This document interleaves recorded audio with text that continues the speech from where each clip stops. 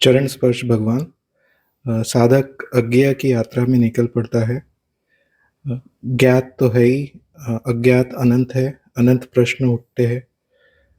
अज्ञेय को तो जाना नहीं जा सकता, जैसे आप बोलते हैं हुआ जा सकता है। साधक की दशा में अनंत प्रश्न उठते हैं। साधक कब जाने कि प्रश्न कब रोकने हैं और सब छोड़ के अज्ञेय में समाया जाना है।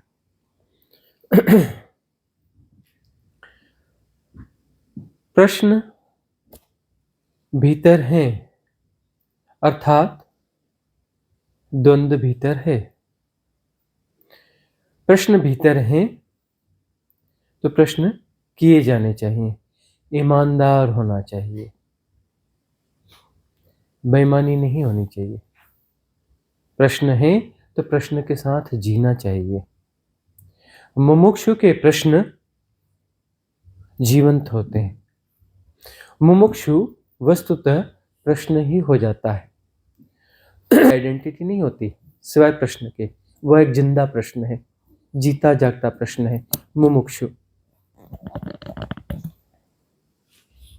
मुमुक्षु उस अज्ञेय को जानना चाहता है, मानना नहीं चाहता। वो मानना कुछ भी नहीं चाहता, जानना चाहता है। सद्गुरु तुम्हें कुछ मानने के लिए प्रेरित नहीं करते। उनकी देशना तुम्हें अभिप्रेरित करती है जानने के लिए।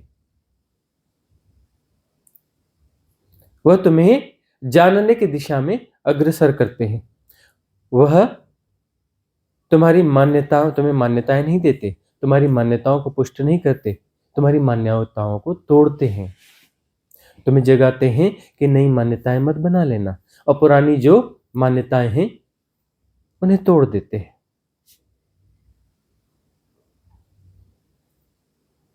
उनकी सारी प्रेरणाएं अज्ञेय में समाने के लिए हैं। सारी प्रेरणाएं ज्ञात और अज्ञात में उलझने के लिए नहीं है। ज्ञात है वो क्या है? इंफॉर्मेशंस हैं। अज्ञात क्या है? ऐसी इंफॉर्मेशंस हैं जो हमें नहीं पता, बाद में पता चल जाएंगी। इंफॉर्मेशंस है ना, अज्ञेय इंफॉर्मेशंस नहीं है। पहली बात है समझ लो, अज्ञेय कुछ ऐसी इंफॉर्मेशंस है जिसको खोजने में ज्यादा मेहनत लगती होगी, ऐसा नहीं है। अज्ञेय इंफॉर्मेशंस नहीं है। ज्ञात और अज्ञात इंफॉर्मेशंस हैं। ज्ञात वह इंफॉर्मेशंस हैं जो कि तुम्हारे पास हैं, अज्ञात वह इंफॉर्मेशंस हैं कि जो तुम्हारे पास नहीं है लेकिन मिल जाएंगी, हैं आसपास हैं, इधर उधर हैं। आजकल तो गूगल बाबा ही हैं, चैट माता जी हैं ही हैं। इंफॉर्मेशन तो है ही। इंफॉर्मेशंस की बात नहीं है, अज्ञेय इंफॉर्मेशन नहीं है, इस बात को समझ लेना। वह शब्दों में नहीं होता अज्ञेय, शब्दों में भाषा में नहीं समाता, वह अज्ञेय है। पहली बात याद रखना, उसे इसलिए नहीं जाना जा सकता क्योंकि शब्दों और भाषा में नहीं आता। मन जो है, जो भी ज्ञात कर लेता है, जान लेता है, वह शब्दों और भाषाओं के भीतर होता है। मन जो है परिभाषा को जानता है, स्वयं ससीम है, वह असीम को नहीं जान सकता, ससीम को ही जानेगा। ससीम ससीम को ही जानेगा। परिधिगत है मन, वह परिधि को ही जान पाएगा।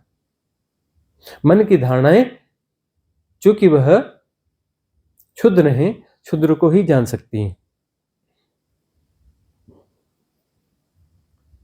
अज्ञेय शब्द भाषा के परे है, किसी परिभाषा और परिधि में नहीं आता है। तो ज्ञात और अज्ञात मन का विषय है, इससे यह तय होता है। ज्ञात और अज्ञात मन का विषय है। ज्ञात वह विषय है जो कि मन में एग्जिस्ट कर रहा है, अज्ञात वह विषय है जो मन में आज नहीं कल आ जाएगा। अज्ञेय मन में नहीं आएगा। मन के विसर्जन के बाद अज्ञेय में प्रवेश होता है। उसे सिर्फ जिया जा सकता है, अज्ञेय को सिर्फ जिया जा सकता है। उसे तुम कभी भी मान नहीं पाओगे, तुम नहीं जान पाओगे। मानने से बात नहीं बनती। ये जो किताबी ज्ञान है ना, ये मानना है। तुम किताब से पढ़ लिया नहीं, मैंने जान लिया, मैंने किताब पढ़ा। किताब पढ़ के तुम मान नहीं सकते, किताब पढ़ के तुम जान नहीं सकते, किताब पढ़ के तुम मान लेते हो, किताब पढ़ के तुम मान लेते हो। अब किताबों ने नए नए रूप ले लिए, डिजिटल फॉर्म ले लिए। डिजिटली अब किताबें तुम्हारे पास में हैं, है तो किताबें ही ना। ऑडियो बुक्स हो गई हैं, वीडियो बुक्स हो गई हैं, है तो किताबें ही ना। किताबों से जो तुम जानते हो वो मन की खुराक है, वो तुम्हारा अनुभव नहीं है। अनुभव मन के पार होते हैं, और अनुभव घटता है तो मन उसे करप्ट कर देता है। अनुभव घट रहा होता है, मन बीच में घुस जाता है। छोटे छोटे अनुभवों की बात करें तो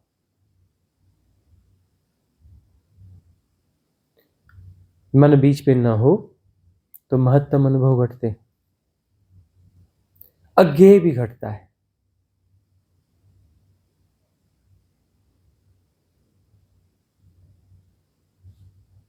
इसलिए भाषा का जो सम्मोहन है उसके प्रति सजग होने की जरूरत है। तुम भाषा और शब्दों से इतने ज्यादा ग्रस्त हो चुके हो, इतने ज्यादा ग्रस्त हो चुके हो, तुम मौन रहते ही नहीं हो। ऊपर से मौन दिखते होगे, भीतर वाचाल हो। भीतर तुम्हारी बकबक चलती रहती है, वाचाल हो।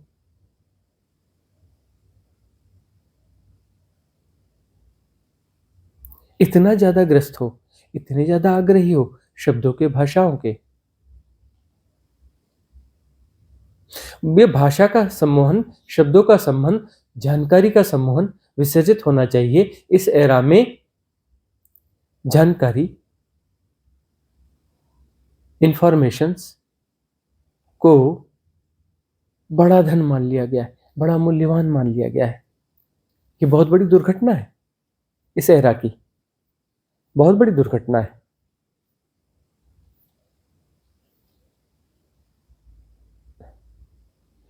कि इंफॉर्मेशंस को जो है बड़ा मूल्य दे दिया गया।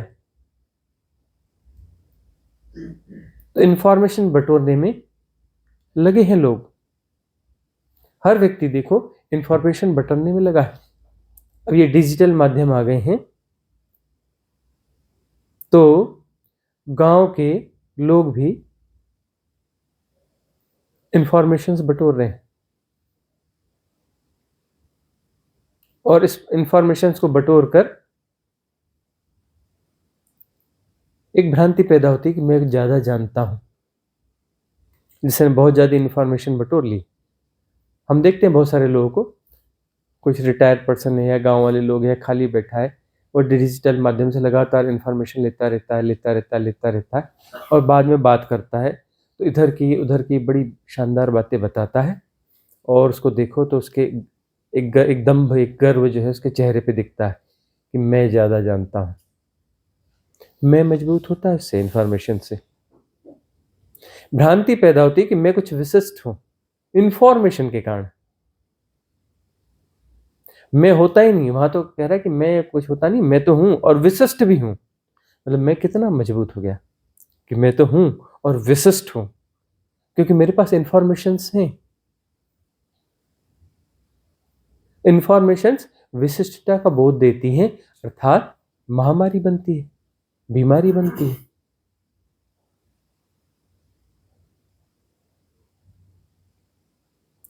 इन इंफॉर्मेशंस का आग्रह विसर्जित करना होगा साधक को। ज्ञात और अज्ञात के पार निकलना होगा। ज्ञात है उसे सहेज रहा है, अज्ञात है उसे बटोर रहा है। इंफॉर्मेशंस तो बहुत होंगी, उसमें उलझते पुलझते जीवन चला जाएगा, चिता पे चढ़ जाओगे, राख बचेगी, इंफॉर्मेशन भी राख हो जाएगी।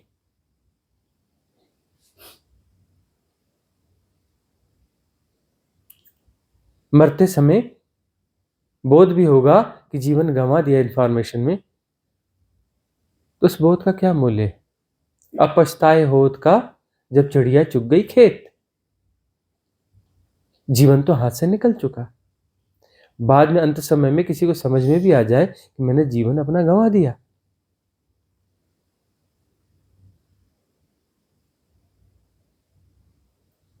देखते नहीं हो अभी कैसा हो गया है कि मस्त हवा चल रही है, गुनगुनी धूप है, तारे हैं, चांद है, चिड़िया बोल रही है, वहां पर भी लोग जो है मोबाइल में लगे रहते हैं। सुंदर सीनरीज हैं, उसे आंखों से देखने के बजाय कैमरे में ही क्लिक करते रहते हैं। अरे थोड़ा कैमरे में क्लिक करो, थोड़ा खुली आंखों से देखो। खुली आंखों से शायद देखते नहीं, क्लिकिंग क्लिकिंग क्लिकिंग हो गया, उसमें आ गया ना, फोटोज में आ गया ना, बस ठीक है, अब चलो हो गया।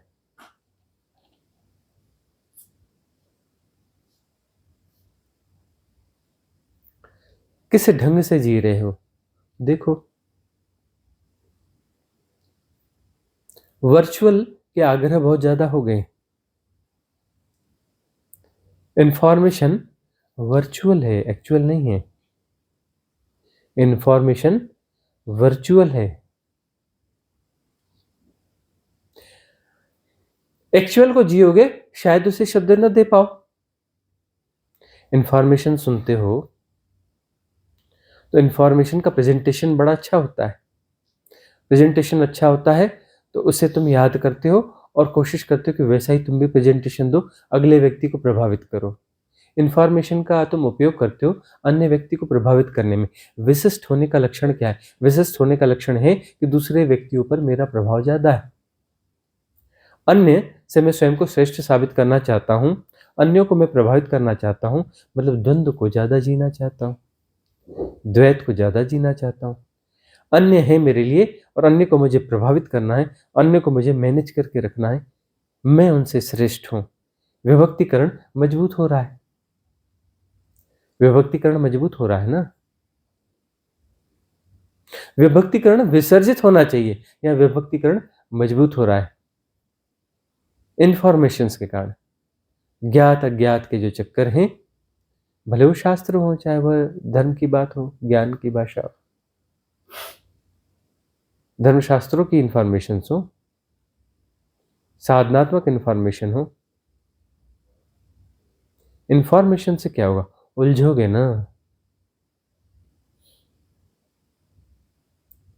धर्म और साधना डूबने की साधना है, डूबोगे तो अज्ञेय में डूबोगे।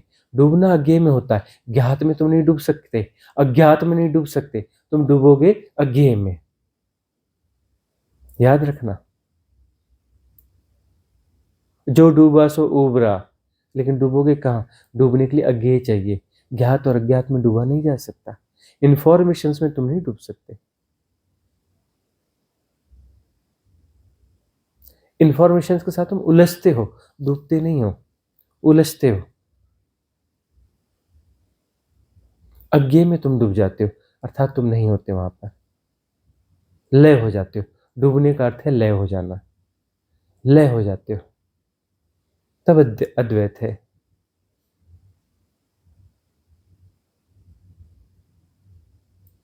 सारी साधना लय होने की साधना है। विभक्ति को मजबूत करने की साधना नहीं, पहचानना चाहिए कि क्या तुम विभक्तिकरण को और मजबूत कर रहे हो क्या, या विभक्तिकरण का मैकेनिज्म विड्रॉ हो रहा है। विभक्तिकरण का मैकेनिज्म विड्रॉ हो गया तो बात पूरी हो गई। विभक्तिकरण का मैकेनिज्म काम कर रहा है, कोई भी आलम हो, धर्म का आलम हो, साधना का आलम हो, किसी भी आलम से, तो विभक्तिकरण का मैकेनिज्म है। तो तुम्हारे प्रश्न जो है होने चाहिए, यदि सचमुच में तुम सद्गुरु की शरण में हो तो तुम्हारे प्रश्न तो होने चाहिए ना। प्रश्न आंतरिक होने चाहिए, साधनात्मक होने चाहिए, गहरे होने चाहिए। जो सचमुच में तुम्हारी आंतरिक गहराइयों के प्रश्न हैं वह प्रश्न होने चाहिए ना।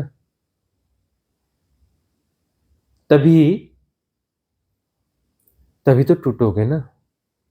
तुम कौन हो? मैकेनिज्म हो। तुम्हें टूटना है ना, उस मैकेनिज्म को टूटना है ना। तुम टूट जाते हो तो डूब जाते हो। डूबना होता है अज्ञेय में। अज्ञेय अनंत है, असीम है, निर्गुण है, निराकार है। इसीलिए तो भाषा में नहीं आता ना। भाषा में आ जाता तो अज्ञात होगा ना। अज्ञेय तो भाषा में नहीं आता ना। इसलिए तो अनंत है, असीम है, निर्गुण है, निराकार है। यदि वो भाषा में आ जाता उसका मूल्य जो है ज्यादा मूल्य नहीं हो सकता, क्षुद्र ही होगा, 2 कौड़ी का ही मूल्य होगा जो भाषा में आ जाता है।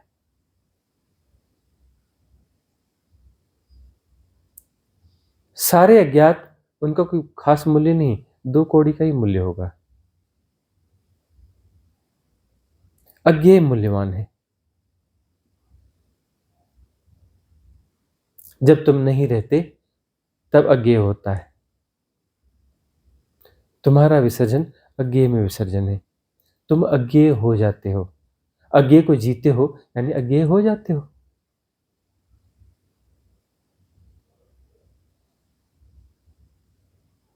इसलिए तो वापस आने के बाद में भी गूंगे का गुड़ हो जाता है।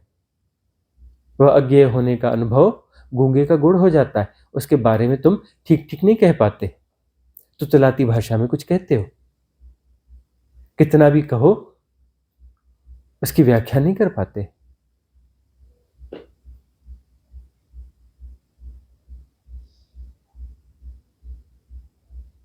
अज्ञेय में डुबकी लगे तो जीवन सार्थक है। अज्ञेय में डुबकी नहीं लग रही तो आंतरिक प्रश्न उठने चाहिए। यदि तुम्हारे पास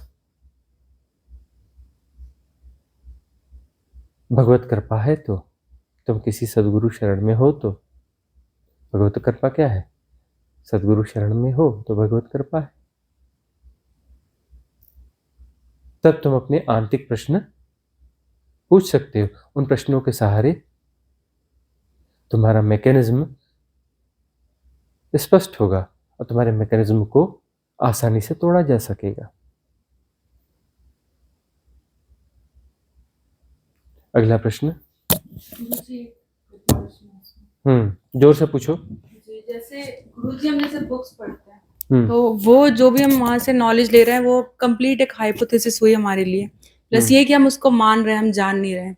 वहीं पे सदगुरु की जो देशना है वो सदगुरु उसको जी रहा है, लेकिन तब भी हमारे लिए वो हाइपोथेसिस है।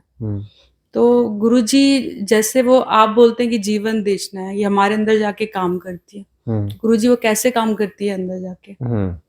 जीवंत देशना कैसे काम करती है? तुम्हारे लिए तुम्हारे देखने की दृष्टि ऐसी है। जीवन सदगुरु कहने की भाषा में तुम्हें देशना देता है। तुम गौर से देखो, देशना एक बहाना है। जीवन सदगुरु तुम्हारे भीतर उतरता है। वह तलाशता है तुम्हारे भीतर कोई रंध्र उतरने का, कोई द्वार, कोई दरवाजा। वो तुम्हारे भीतर उतरता है, वह अपने आप को देता है। देशना तो एक बहाना है, वही तुम्हारे भीतर उतरता है। देखते नहीं, एक स्थिति के बाद में सदगुरु की वाणी तुम्हारे भीतर उतरने लगती है। तुम्हारे बोलने में सदगुरु की सुवास आने लगती है। तुम्हारे बोलने में वह ढंग आने लगता है। तुम्हारे बोलने में वह शैली, वह भाषा, वह गुण, वह धर्म सब समाहित होने लगता है। तुम अपने सदगुरु जैसे होने लगते हो, डूबने लगते हो। देशना तो एक बहाना है। उस देशना में सदगुरु तुम्हारे भीतर उतरते हैं। एक सम्मिलन है, संविलियन है।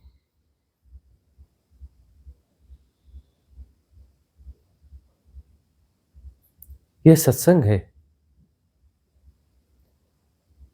सत्संग में समाहित हो जाते हो, एक हो जाते हो। सत का संग विभक्तिकरण को विड्रा कर देता है। सवाल यह है कि तुम रेजोनेंस में हो, तुम अपने आप को बचा तो नहीं रहे हो। तुम यदि अपने आप को बचाना छोड़ दो, तुम न रह जाओगे। सदगुरु तुम्हारे भीतर उतर जाएंगे, तुम्हारे भीतर उतर जाएंगे तो तुम नहीं रहोगे फिर। तो देखना एक बहाना है, देखना सतगुरु के उतरने का ढंग है तुम्हारे भीतर।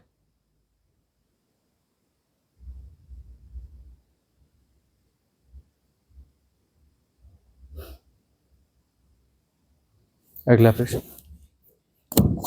गुरु जी, आज जैसे सुबह आपने बताया कि अनेक अनेक से एक को जानने के लिए भी प्रज्ञा की जरूरत है, और परम प्रज्ञा के बारे में भी बताया आपने। उनकी झलक भी दी कि सांसों से, नाभि के सांसों से कैसा जाए या देखा जाए।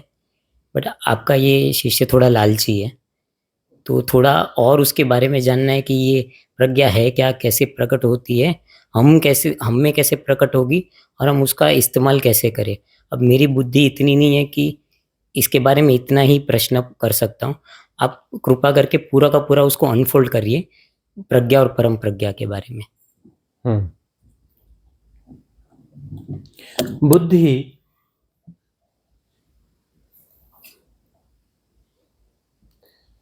सतह सतह को देख पाती है और सतह के आधार पर निर्णय ले लेती है। बुद्धि के पास जो है दृष्टिकोण होते हैं। बुद्धि के पास सिंहावलोकन नहीं होता, वह पूरे परिप्रेक्ष्य को नहीं देख पाती। बुद्धि जो कुछ है उसके किसी अंश को देख पाती है और उसके आधार पर वह निर्णय लेती है। निर्णय लेने के लिए जो पूर्व धारणाएं हैं उनका प्रयोग करती है।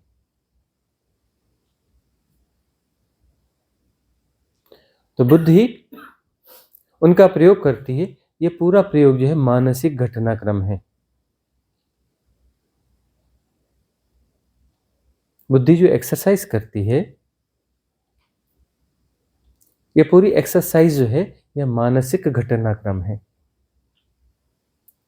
इसमें यथाभूत जानना नहीं होता। बुद्धि के माध्यम से यथाभूत जानना नहीं होता, एंगल्स को जाना जाता है, कोण को जाना जाता है, अंश को जाना जाता है।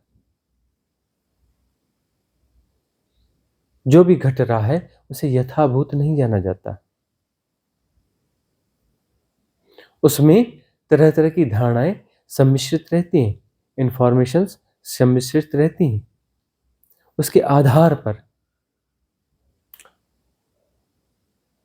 आधार पर जानने की कोशिश होती है, लेकिन उसके आधार पर जाना नहीं जा सकता। उसके आधार पर जो कंक्लूजन निकलता है उसे मान लिया जाता है।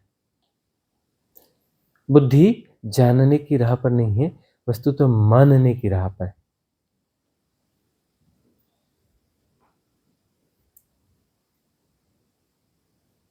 प्रज्ञा का अर्थ है यथाभूत जानना। उसमें चित्त, बुद्धि, मन, अहंकार का समावेश नहीं होता। इस पूरे मैकेनिज्म का प्रभाव नहीं होता, यह निर्णायक नहीं होते।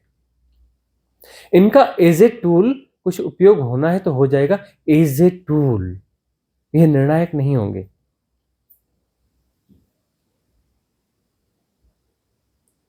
वहां सजगता होगी। सजगता में किसी चीज का एज ए टूल उपयोग हो सकता है, किसी इंद्रिय का,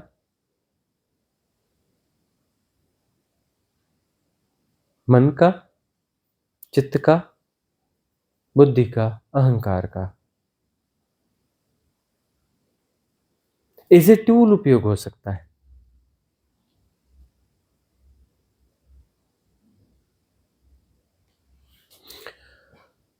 प्रज्ञा है यथाभूत जानना अर्थात मनातीत अवस्था से जानना,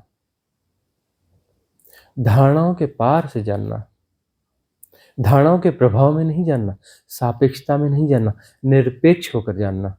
जानने वाला यदि निरपेक्ष है तो उस निरपेक्षता में जो जाना जाएगा वह यथाभूत है। तो निरपेक्षता से जानने की जो प्रक्रिया है वह प्रज्ञा है। निरपेक्षता से जो जानना हो रहा है वह प्रज्ञा है। बुद्धि से धारणाओं के माध्यम से जो तुम जानते हो, धारणाएं कुछ तुमने ठहराई हुई हैं, कुछ ठहराई हुई जानकारियां, डेटास, धारणाएं, प्रोग्राम्स, उनके माध्यम से तुम कुछ समझने की कोशिश करते हो, कुछ खिचड़ी पका लेते हो, उसे तुम कंक्लूजन कहते हो और कुछ मान लेते हो। बासा बासा सा है, खिचड़ी है, कहीं की ईंट कहीं का रोड़ा है, भानुमति ने कुनबा जोड़ा है। खिचड़ी है, यथाभूत नहीं है। यथाभूत जानना, उसमें बांट बांट के नहीं देखा जाता, एनालाइज नहीं किया जाता, डिफाइन नहीं किया जा सकता। यथाभूत जानना होता है तो वह प्रज्ञा है। यथाभूत जानने के बाद में मन जो है फिर उसकी व्याख्या कर सकता है, लेकिन मन की उस व्याख्या में भी कुछ गुणवत्ता आ जाएगी, उसमें गुणवत्ता आ जाएगी। प्रज्ञा के प्रभाव से मन का भी उन्नयन होगा, मन की गुणवत्ता का भी उन्नयन होगा प्रज्ञा के प्रभाव से। प्रज्ञा को जियोगे तो तुम्हारा टूल भी शुद्ध होने लगेगा, तुम्हारे टूल की गुणवत्ता भी बढ़ जाएगी यदि प्रज्ञा को जियोगे तो। जब प्रज्ञा को जी रहे हो, प्रज्ञा से यथाभूत जानना हो रहा है, उस समय अमनी दशा होगी, मन बाद में आएगा, लेकिन मन की जो व्याख्या पहले की थी वैसी नहीं होगी, कुछ बेहतर होगी। इसीलिए बुद्ध पुरुषों की व्याख्या मन से ही होती है ना, मन का ही तो प्रयोग होता है ना। मन, बुद्धि, चित्त, इनका एज ए टूल प्रयोग होता है ना। तो उस व्याख्या में क्वालिटी कैसे आ जाती है, वह आप्तवचन कैसे हो जाते हैं, क्योंकि वह प्रज्ञा से जाने गए हैं, परम प्रज्ञा से जाने गए हैं। प्रज्ञा और परम प्रज्ञा से जानने में क्या फर्क है? यथाभूत जानना, उसमें मन और धारणाओं का मिश्रण न होना, बुद्धि का मिश्रण न होना, चित्त अहंकार का मिश्रण न होना, प्रज्ञा है। परम प्रज्ञा का अर्थ है कि सब कुछ वही है, हो रहा है, अलग से जाना नहीं जा रहा है, यथाभूत जानना नहीं हो रहा है। यथाभूत जानने में कोई जानने वाला अलग से है।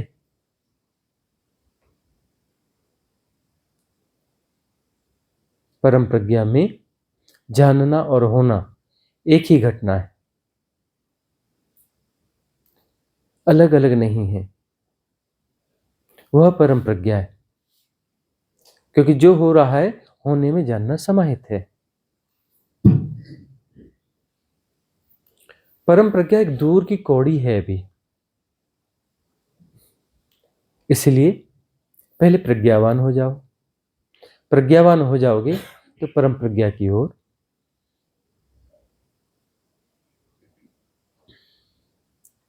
विकास होगा, परम प्रज्ञा घटेगी, फिर पहले प्रज्ञा में आ जाओ।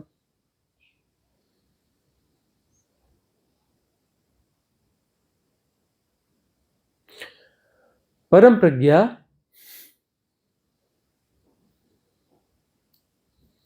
महत घटना है। परम प्रज्ञा को यदि जी रहे हो, वहां से लौट आओगे वापस प्रज्ञा में, लौट आओगे। परम प्रज्ञा में ज्यादा ठहरोगे, तभी ठहरोगे जब निमित्त होगे, निमित्त होगे। यदि कोई चुना गया है, निमित्त है, सद्गुरु होगा, तो परम प्रज्ञा में ठहरेगा ज्यादा। या परम प्रज्ञा में कोई ज्यादा ठहरेगा तो उसकी यात्रा पूरी हो गई, वह शरीर भी छोड़ सकता है, क्योंकि अब कोई कारण नहीं है शरीर में लौटने का।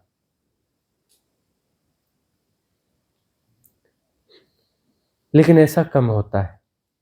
परम प्रज्ञा में डुबकी लगती है और प्रज्ञा में लौट आते हो।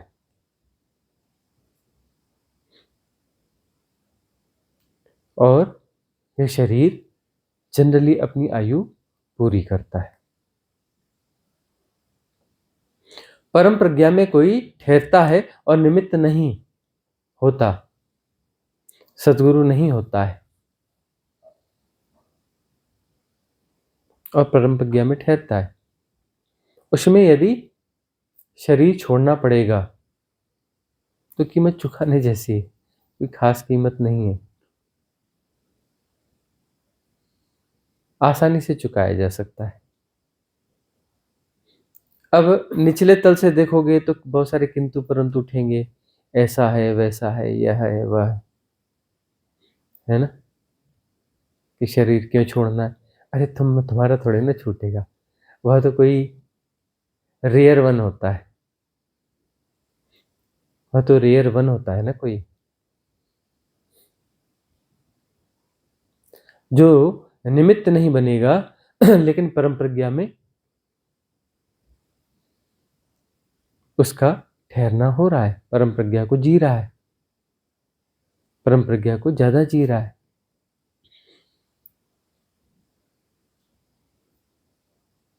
वह रेयर वन होता है। तब शरीर को बनाए रखने की कोई आवश्यकता होती नहीं है, क्योंकि कारण रहा ही नहीं ना, निमित्त है नहीं, अब कोई कारण नहीं रहा, और वो परम मुक्त होगा। होता रेयर वन है। ये तो जनरली प्रज्ञावान होते हैं, आत्मवान होते हैं, या ब्रह्म को जी रहे होते हैं, तब वो अपनी आयु को पूरा करते हैं इस शरीर की, उसके बाद जाना होता है, निमित्त भी नहीं होते हैं, तो उच्च लोक या अनागामी लोक में जाते हैं।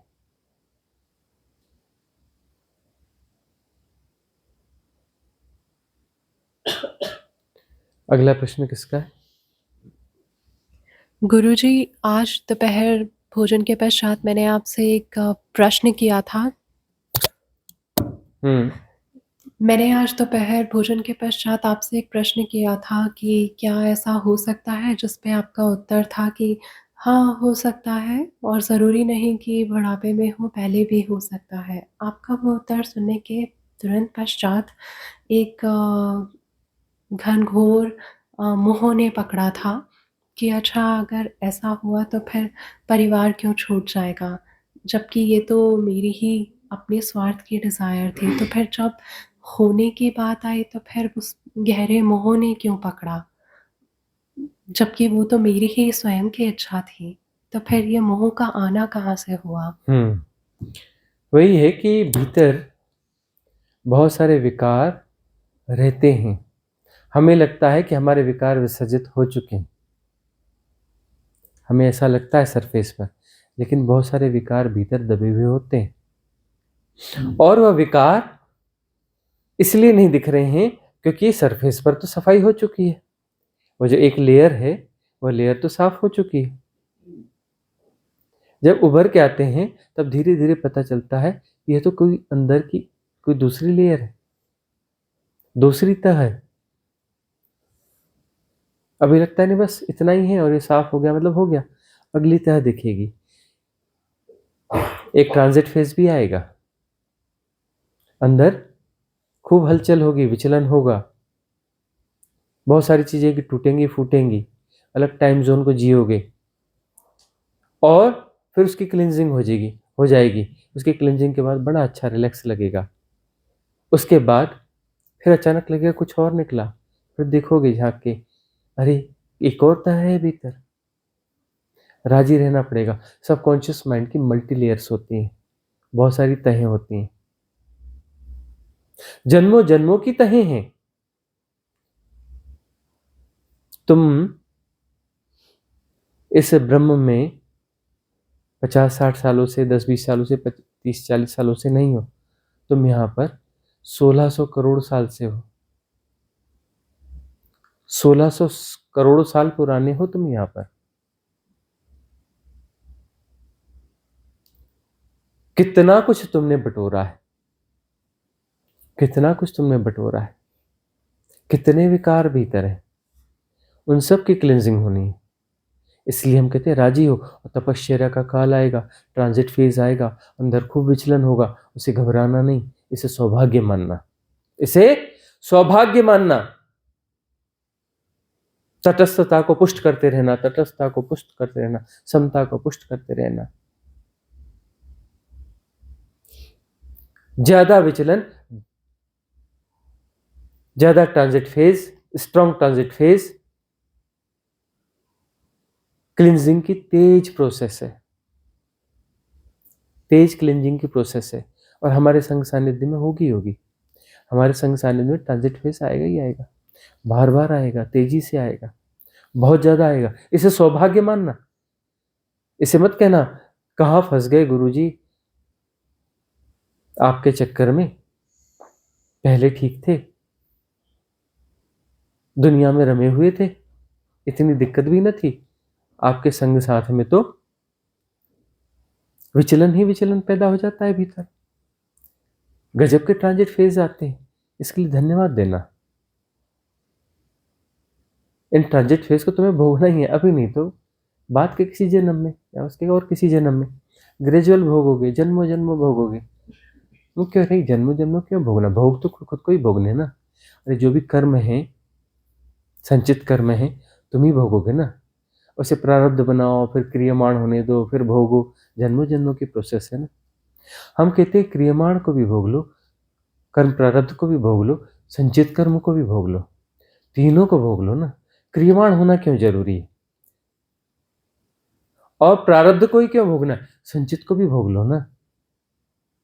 हम नहीं कहते कि उसको जो है हजारों लाखों जन्म लगा के भोगना। हम कहते हैं ट्रांजिट फेज 2-3 महीने चला ना, चलने दो, 2-3-4-6 महीने का चला, हो जाने दो। जो तुम 10,000 साल में भोगते, 2-3-4 महीने में भोग लिया। जो बहुत शारीरिक और मानसिक तरीके से भोगते, सिर्फ मानसिक तरीके से थोड़ा सा भोग लेना है, 6 महीने। अब वो इतना तेज होता है, इतना तेज होता है, तुम्हें लगता है कि नरकीय हो गया। अरे नरक ही तो भोगना है, भोग तो नरक ही है ना। सारे भोग नरक के ही भोग है। घूम फिर कर सारे भोग नरक के ही भोग है। तो हजारों जन्मों में नरक भोगोगे। अरे तो 2-4-6 महीने का नरक भोग लो, अपने भीतर सफाई होगी ना, रिलैक्स महसूस करोगे। फिर ट्रांजिट फेज आएगा, फिर 2-3-4-6 महीने का फिर भोग आएगा, फिर कर लो। बुद्ध ने भोगा 12 साल, 6 साल। महावीर ने भोगा 12 साल। और बुद्ध ने कोई 6 साल भोगा ऐसा नहीं, बचपन से लेके बाकी भी भोग ही रहे थे। 6 साल का थोड़ा कठिन ट्रांजिट फेज उन्होंने भोगा। महावीर बचपन से लेके भोग रहे थे, लेकिन 12 साल उन्होंने कठिन ट्रांजिट फेज को भोगा। तुम्हें भी भोगना पड़ सकता है। तुम बोलो नहीं कीमत नहीं चुकानी और मिल जाए, मिलेगा। 10-20 हजार जन्म लग जाएंगे।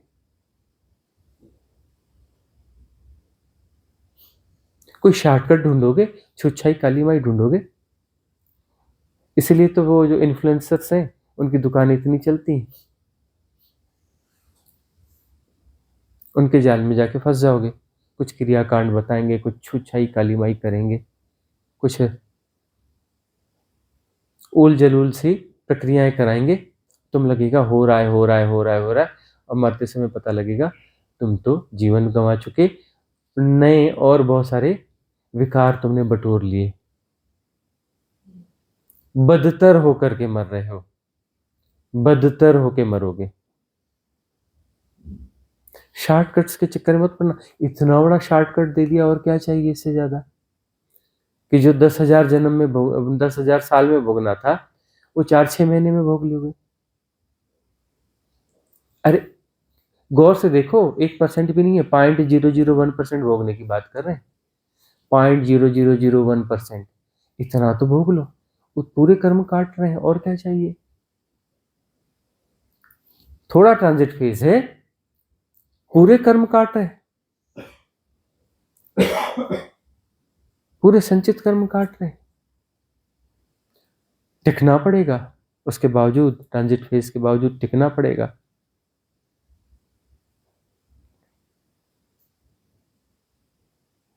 युधिष्ठिर की कथा कहते हैं ना,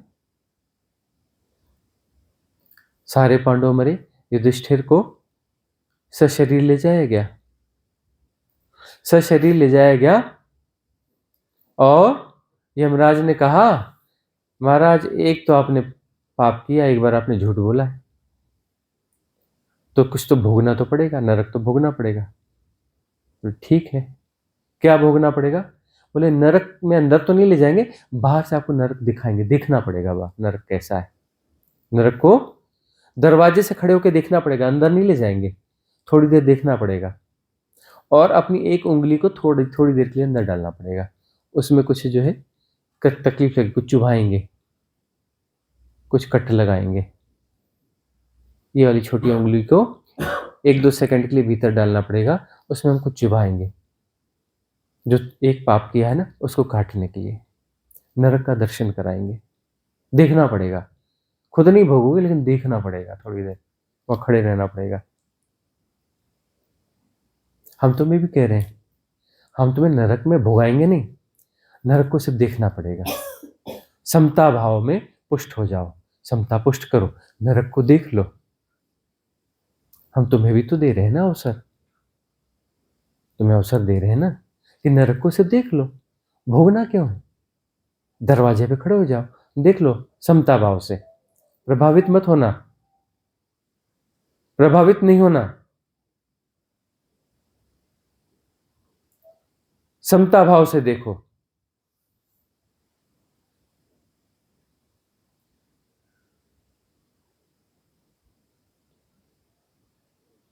और क्या चाहिए। अब जो है युधिष्ठिर को थोड़ी देर ठहरना पड़ा, देखना पड़ा, एक उंगली डालनी पड़ी। हम तुम्हें उंगली डालने के लिए भी नहीं बोल रहे, लेकिन थोड़ी देर नहीं, थोड़ा ज्यादा भोगना पड़ेगा, क्योंकि तुम्हारे कर्म कुछ ऐसे हैं। युधिष्ठिर को 2-4 घंटे ठहरना पड़ा होगा, तुम्हें 2-4-6 महीने ठहरना पड़ेगा, तब एक लेयर साफ होगी, और फिर जो है अगली लेयर होगी तो फिर 2-4-6 महीने। हो सकता है साल लगे, 6 महीना लगे, 2 साल लगे, 2.5 साल लगे, कह नहीं सकते। हो सकता है 3-6 महीने में ही बात पूरी हो जाए, हो सकता है 6 महीने में बात पूरी हो सकता है साल भर लग जाए, लेकिन कर्म सारे कट जाएंगे, क्रियमाण नहीं होंगे। प्रारब्ध भी कट जाएंगे, संचित भी कट जाएंगे, क्रियमाण बहुत थोड़े होंगे इस बीच में। तो जब तक कुछ तो क्रियमाण होते रहेंगे ना तुम्हारी दिनचर्या में, वहां भी समता को पुष्ट रखना। ज्यादा अच्छे से, ज्यादा सघनता से सिद्ध क्रियाओं में जाओगे तो क्रियमाण कर्म बहुत कम भोगने पड़ेंगे, क्योंकि सफाई कर दोगे तो क्रियमाण होने के लिए कुछ बचेगा कहां से, कुछ बचेगा ही नहीं।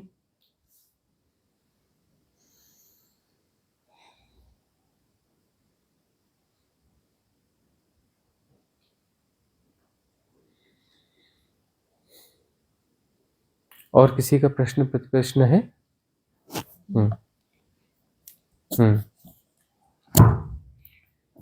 प्रणाम गुरुवर। सांस ही हमें अस्तित्व से जोड़ती है, और आपकी पिछली देशना सुनकर हमें यह सीखने को मिला कि अलग-अलग विकृतियों से सांस लेने का तरीका कैसे बदल जाता है। अब यह जानना है कि जब साधक आगे साधना में बढ़ रहा है तो सांस लेने के तरीके में भी फिर बदलाव आता है। कभी-कभी बहुत धीमी सांस आती है और कभी-कभी सांस नहीं आती है। बस नाभि चक्र के पास घूमते हुए चक्कर या दिल की धड़कन जैसी अनुभूति होती है। कृपया बताइए कि ये कौन-सी स्थिति है और हमें किन बातों का ध्यान रखना चाहिए ताकि कहीं फसावट ना हो जाए? पहली बात, साधना गहरी जाएगी तो श्वास जो है शिथिल होती जाएगी, शिथिल होगी, धीमी होगी और गहरी होगी। और बीच बीच में ऐसा होगा कि अना और अपान के मध्य में श्वास रुक जाएगी।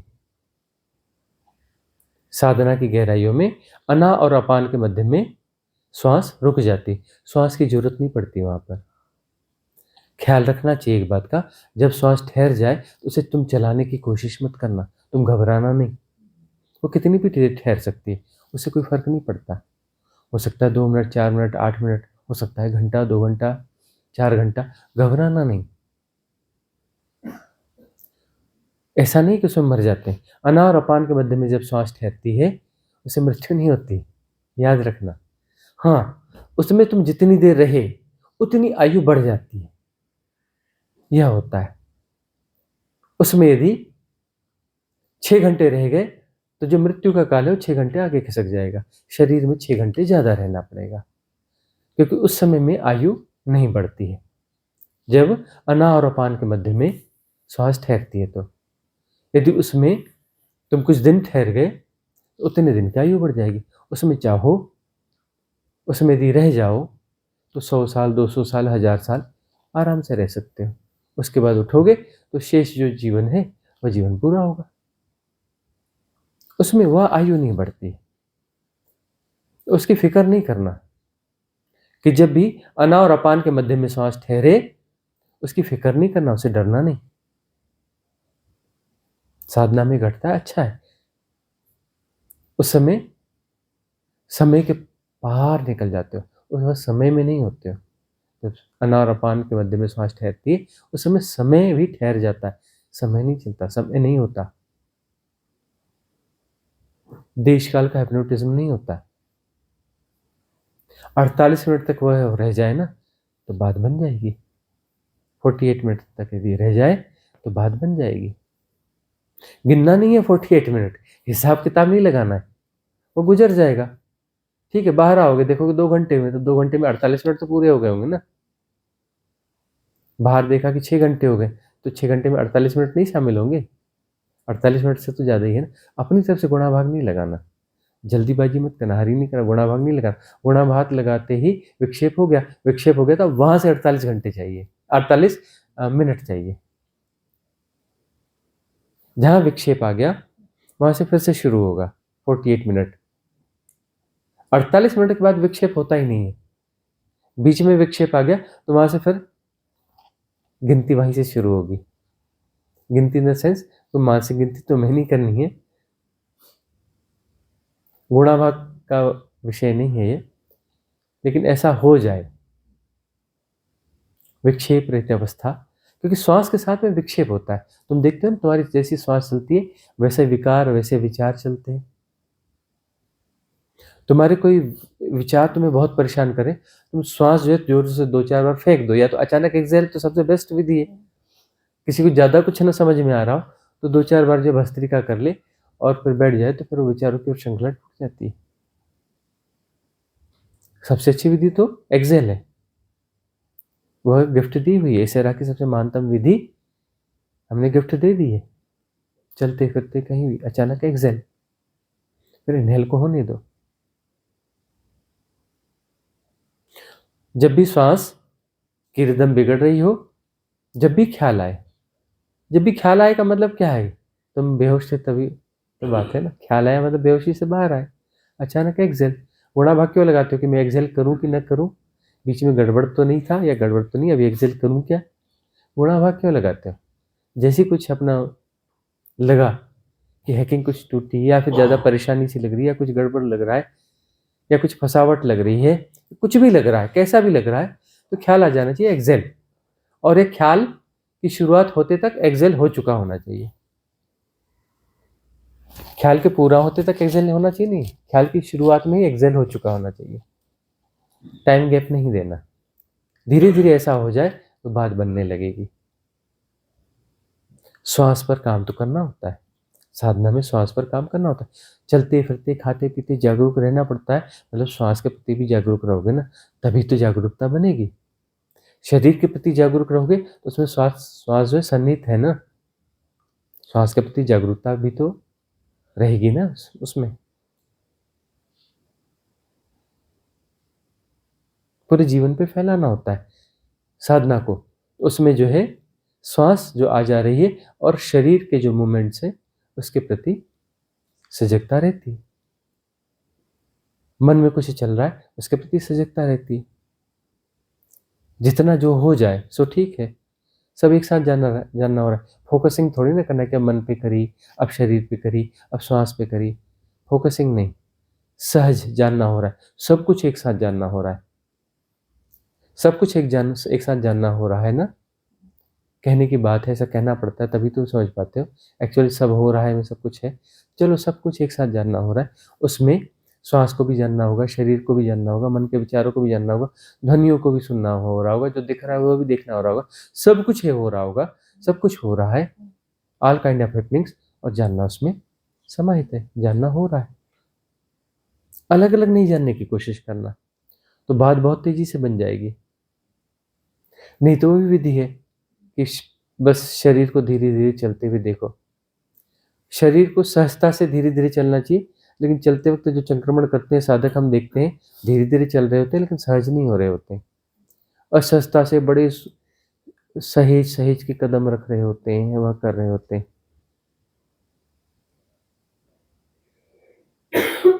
संक्रमण में हम साधकों को देखते हैं, सहजता का अभाव होता है।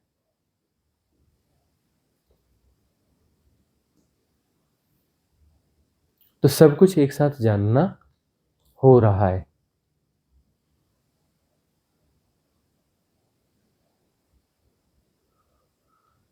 वहां बात बनने लगेगी। यह जो है ख्याल रखने की बात यही है, इसे ही फैलाना है पूरे जीवन में। प्रतिप्रश्न आपका है, ठीक है। सभा का विसर्जन करेंगे, मंगल कामना करेंगे। भवतु सब मंगलम, भवतु सब मंगलम, भवतु सब मंगलम। सबका मंगल हो, सबका कल्याण हो, सबका मंगल हो, सबका कल्याण हो, सबका मंगल हो, सबका कल्याण हो।